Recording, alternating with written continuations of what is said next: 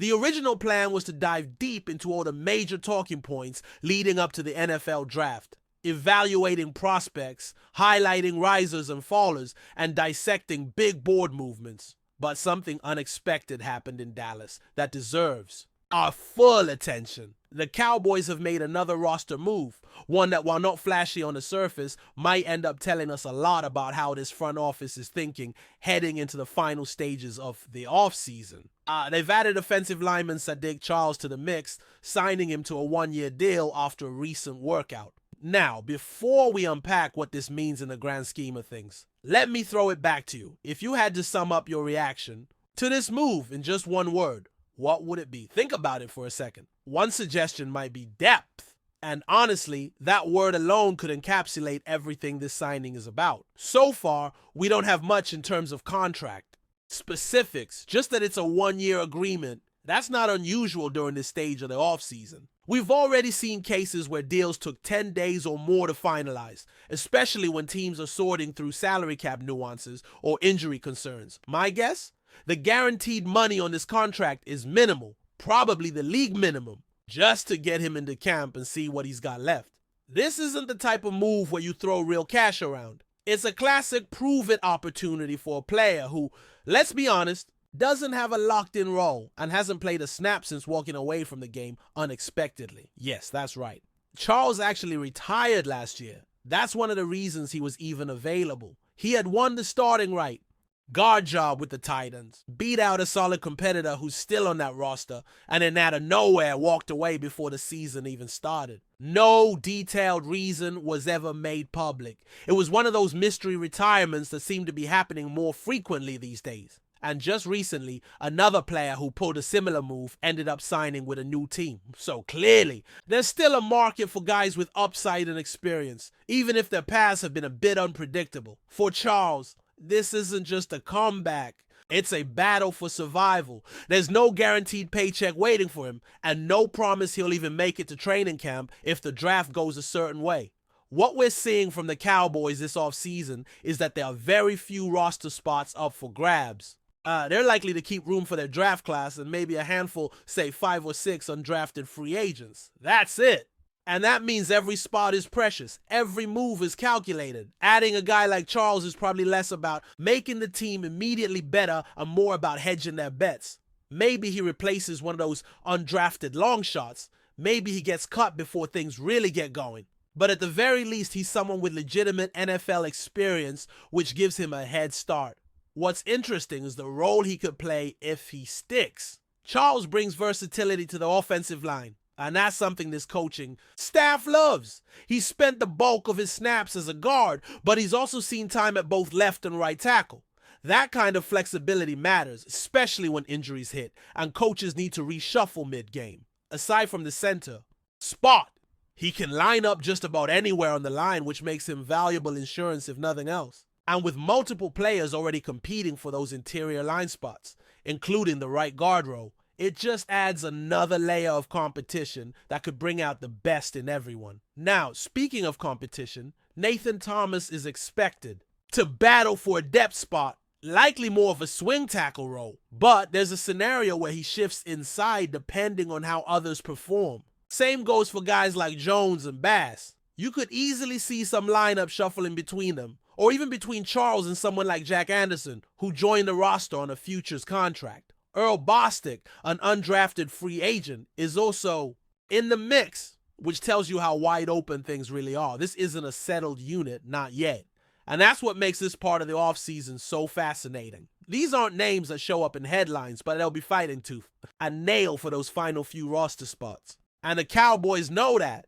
They're not bringing him in to be a starter. They're bringing him in because in football, you always need options. And unless something major happens, either incredibly positive or dramatically negative, this nut is a guy who's likely fighting for a job every single day from now through camp. It's a long shot, but sometimes long shots pay off. Physically, Charles checks the boxes. He stands at 6'4" and weighs around 321 pounds, a solid frame for a guard or tackle. There's no official word on why. He stepped away from the game last year, just vague mentions and unofficial statements. But what we do know is that he was released shortly after being placed on the reserve list. From a financial standpoint, this doesn't affect the Cowboys' salary cap, and it won't impact compensatory picks either. So this is essentially a no-risk move. If it works out, great. If not, there's no real loss. And for those who keep tabs on draft grades and rankings, here's an interesting note. Back in his draft year, Charles was selected with the 108th overall pick. On my personal board, I had him ranked 136. That's not too far off. It tells me his valuation was relatively accurate at the time, even if his career didn't quite take the expected trajectory. There were some red flags even then. Maturity issues, failed drug tests, even a suspension back in 2019. All those things likely contributed to his fall and his inconsistent journey since entering the league. But here's the key. Dallas isn't risking much by giving him another shot. No big investment, no promises, just another body in the trenches, hoping to prove he still belongs. And if he doesn't, well, that's the nature of the NFL. It's easy to dismiss signings like this as filler, a depth move, a camp body.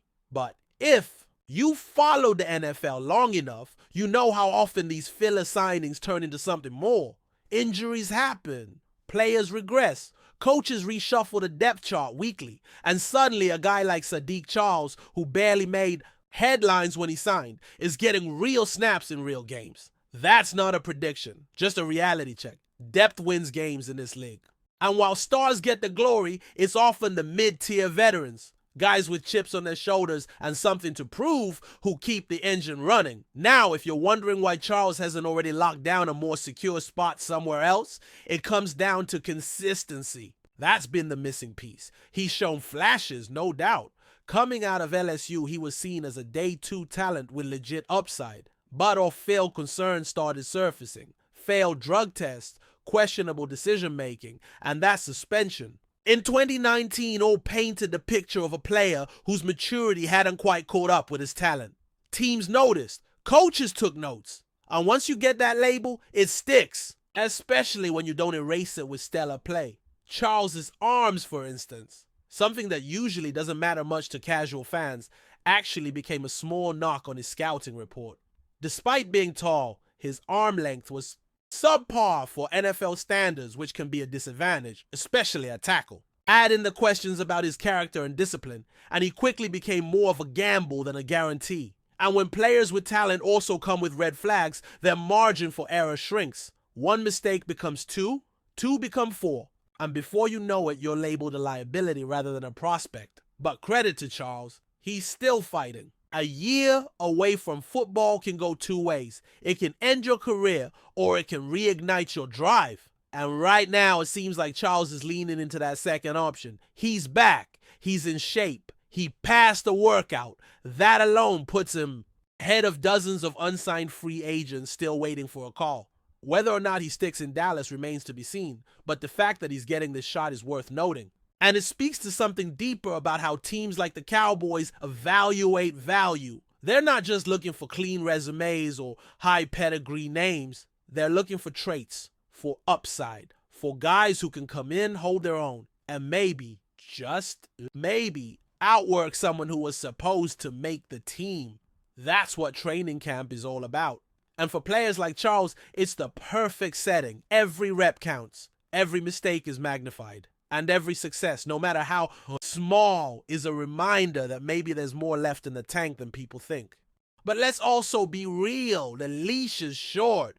If he slips even just a little, there's a younger guy waiting in the wings. That's what makes this opportunity both exciting and unforgiving. It's a second chance, not a second contract. There's no luxury of time here. He needs to impress now. In meetings, in drills, in walkthroughs. Every moment is an audition. And in the end, that's what the NFL is. One long, brutal audition that never really ends. So where does this leave us? Sadique Charles is back in the league. He's with the Cowboys. He's healthy. He's versatile. And he has something to prove. The team isn't banking on him to be a cornerstone. They're not expecting him to start week 1. But they're giving him a shot. And that says something about Charles, about the Cowboys, and about the way this league never stops looking for the next contributor. No matter where he comes from or what his path looks like, there's a reason teams keep tabs on guys like Charles. Because sometimes, when the lights are bright and the pressure's on, It's not the draft pick or the free agent splash who steps up. It's the forgotten name who took the long road back.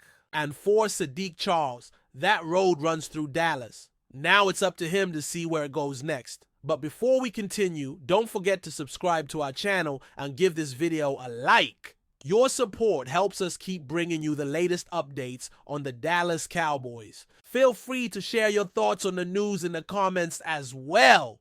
The camera pans in dramatically on a packed AT&T Stadium, the crowd roaring louder than ever. A digital banner flashes across the Jumbotron. Breaking! Lamar Jackson is a Dallas Cowboy! The stadium erupts. But how did one of the greatest quarterbacks of all time end up in silver and blue? Buckle up! This is more than just a signing. It's a seismic shift in the NFL landscape. In a move that's sending shockwaves through the football world, the Dallas Cowboys have secured Lamar Jackson, the two-time NFL MVP and the most electrifying dual-threat quarterback in league history. Known for rewriting the quarterback playbook with his unparalleled combination of speed, vision, and arm talent, Jackson's sudden departure from the Baltimore Ravens has left fans and analysts stunned and eager for answers. This is the kind of power play that could redefine the Cowboys franchise for years to come. Rumors of tension between Jackson and the Ravens front office had simmered for over a year, ever since his public contract standoff and his declaration that he felt undervalued. Despite record-breaking performances in 2024, including over 4,000 passing yards, 41 touchdowns, and becoming the NFL's all-time leading quarterback rusher, Jackson ultimately found himself at odds with the organization. Now, Dallas has stepped in with what sources describe as a historic offer, believed to include significant guarantees and full creative control over the offense. Cowboys owner Jerry Jones, never one to shy away from the spotlight, reportedly orchestrated the deal, himself calling it the most important move since drafting Troy Aikman. Head coach Mike McCarthy has already hinted at a scheme tailor-made for Jackson's play style, with whispers of an offense blending West Coast rhythm with read option explosiveness. For a team long criticized for postseason underachievement, this could be the final piece of the Super Bowl puzzle. As anticipation builds ahead of Jackson's first official press conference in Dallas, one thing is clear. This isn't just a roster upgrade, it's a cultural reset. With a generational talent under center and a fan base hungry for glory, the Cowboys are no longer just America's team. They're Lamar Jackson's team now, and the entire NFL just took notice. That's it for this update. If you enjoyed the video and want to keep receiving exclusive news about the Dallas Cowboys, please subscribe to our channel and give this video a like. We always look forward to your comments and opinions. See you in the next video.